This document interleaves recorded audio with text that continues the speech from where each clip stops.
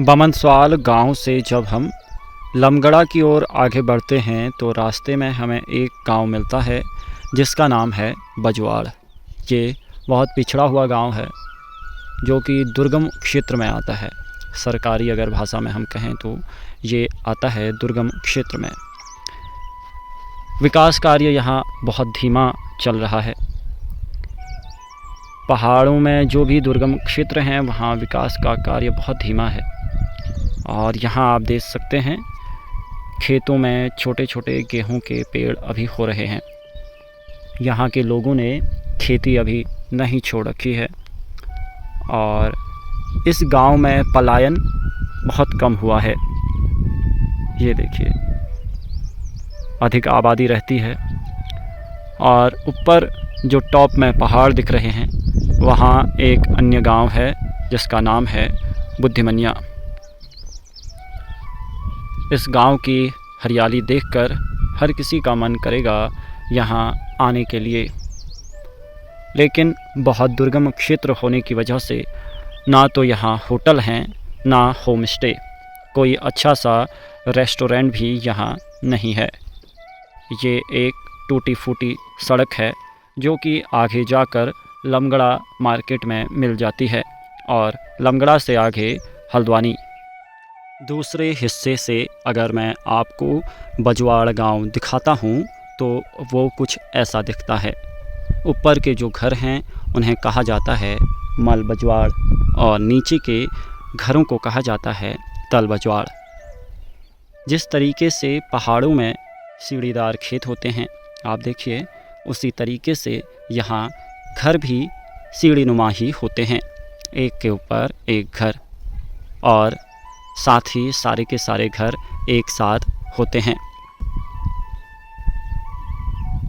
अभी यहाँ खेती बाड़ी की जा रही है और ये देखिए गेहूँ अभी यहाँ हो रहा है जिसमें बालियाँ लगनी शुरू हुई हैं। अभी बाली पकने में बहुत समय लगेगा। और ये है बजवाड़ का एक मार्केट कह सकते हैं जिसमें गिनी चुनी 2 से 3 दुकानें हैं। घरों को अगर मैं आपको करीब से दिखाऊं तो ऐसी बाखलियाँ ये देखिए बनी रहती हैं। अधिकतर गांव में ऐसी ही बाखलियाँ होती हैं जहां एक पिता के अगर 5 से 6 पुत्र होते हैं और वो गांव में ही रोजगार करते हैं तो उनकी बाखली सबसे लंबी होती है। अब तो ये रिवाज ख़त्म ही होने लगा है क्योंकि युवा अधिकतर शहरों की ओर पलायन कर रहे हैं। ये बहुत पिछड़ा हुआ गांव है तो यहाँ के युवा अभी पलायन नहीं किए हैं।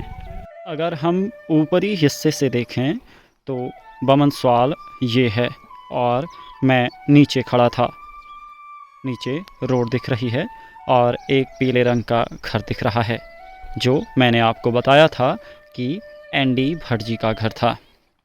और सामने गेहूं के खेत दिख रहे हैं। अब मैं बमनस्वाल के ऊपरी हिस्से में हूं और यहीं मेरा कुछ काम है, तो मैं आपको यहाँ के पहाड़ी घरों से भी रूबरू करवा रहा हूँ। अब मैं गांव के बीच में हूँ और यहाँ कुछ कुछ पहाड़ी घर हैं जो कि अब बंजर हो चुके हैं। यहाँ से लोगों ने पलायन किया है और कुछ कुछ लोग आबाद हैं, यहीं रहते हैं, यहीं कुछ ना कुछ रोज़गार अपना ढूंढ लेते हैं। कुछ लोगों ने सब्जियां उगा रखी हैं, लहसुन, प्याज, आलू आदि, जो अपने खाने मात्र के लिए होता है। पहाड़ों में अधिकतर खेती बेचने लायक नहीं होती क्योंकि बहुत कम मात्रा में यहाँ खेती की जाती है। ये देखिए जिन घरों में लोग रहते हैं तो वो अपने घरों को सुंदर तरीके से सजाए रहते हैं और अपने घर के आसपास खेती बाड़ी किए रहते हैं और खेतों को भी आबाद किए रहते हैं। ये देखिए दिन का समय है तो अभी गांव के लोग ग्वाला जाए रहते हैं। तो अगर घर में कोई नहीं होगा तो घर के दरवाजे में बस कुंडी लगा दी जाती है। ताला लगाने की रिवाज अधिकतर पहाड़ों में नहीं होती। ये देखिए बिना ताले के दरवाज़ा बंद किया गया है। क्योंकि अब मेरा काम बमनसवाल में पूरा हो चुका है, तो अब मैं वापस घर को लौट रहा हूँ। नीचे रोड दिख रही है आपको, ये अल्मोड़ा जाती है, तो इस रोड से मुझे अब वापस जाना होगा। ये सामने स्कूल है बमनसवाल का। कुछ लोग इस स्कूल से पढ़े भी होंगे जो मेरे सब्सक्राइबर हैं। तो अगर आपने इस स्कूल से पढ़ा है या फिर किसी भी पहाड़ी स्कूल से पढ़ा है तो ज़रूर बताएं। आज के इस वीडियो से कुछ लोगों की पहाड़ी पुरानी यादें ताज़ा हो गई होंगी, जो लोग शहरी इलाकों में रहने लग गए हैं, जिन्होंने अब खेती करना छोड़ दिया है और शहरों की तरफ पलायन कर चुके हैं। कुछ लोग इस वीडियो से खुद को कनेक्ट कर पाए होंगे।